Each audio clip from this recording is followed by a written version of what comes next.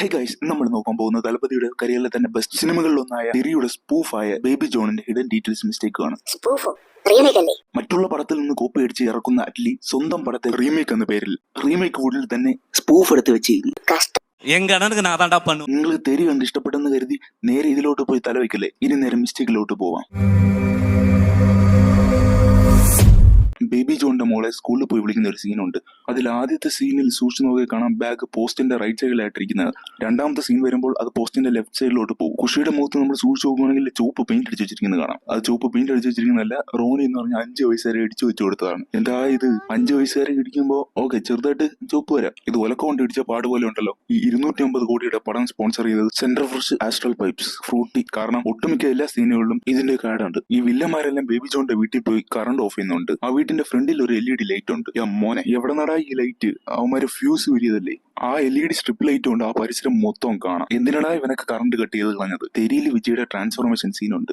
രോമാഞ്ചം തന്ന സീൻ. ഇതിലും എടുത്തു വെച്ചിരിക്കുന്ന ഒരു ട്രാൻസ്ഫോർമേഷൻ സീൻ. ഇത് കണ്ട് എന്റെ രോമാഞ്ചം കൊഴിഞ്ഞുപോയി എന്ന് തലപതി വിജയ്. ഈ ട്രാൻസ്ഫോർമേഷൻ സീനിൽ ബേബി ജോണിന്റെ 6 പാക്ക് കാണിക്കാൻ വേണ്ടി അമ്മ ഷർട്ട് വലിച്ചു ഊരുന്നുണ്ട്. പാസ്റ്റിൽ ചെസ്റ്റിന്റെ ലെഫ്റ്റ് സൈഡും റൈറ്റ് സൈഡും വെടികൊണ്ടതാണ്. ആ പാട് പോലും ഇതിലില്ല.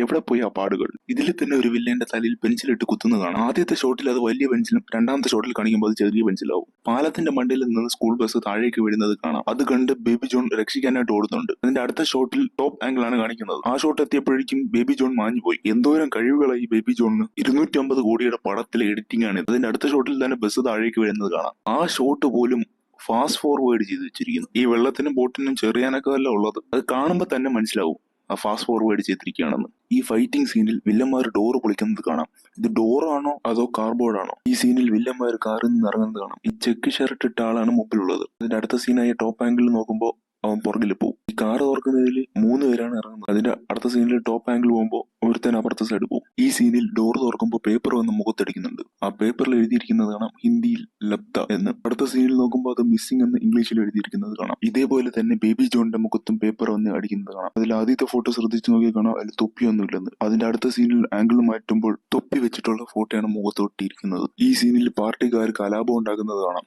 അതിന്റെ നടുക്ക് ബേബി ജോൺ കാറിലിരിക്കുന്നതും കാണാം. എന്നാൽ ഈ ഷോട്ടിൽ കാറിന്റെ റിയർ വ്യൂ മിററിൽ നോക്കുമ്പോൾ ആൾക്കാർ ഒന്നും അറിയാത്ത ആൾക്കാരെ പോലെ നിൽക്കുന്നത് കാണാം. കാല് കൊണ്ട് ഡോറ് തുറക്കുന്നത് കാണാം. അതിന്റെ അടുത്ത സീനിൽ ടോപ്പ് ആംഗിൾ കൂടെ നോക്കുമ്പോൾ ആ ഡോറ് തുറന്ന കാല് കാണാനില്ല. ഡോർ തുറന്നത് ഇത്രയും പേടിക്കാൻ എന്താടാ ഇത്?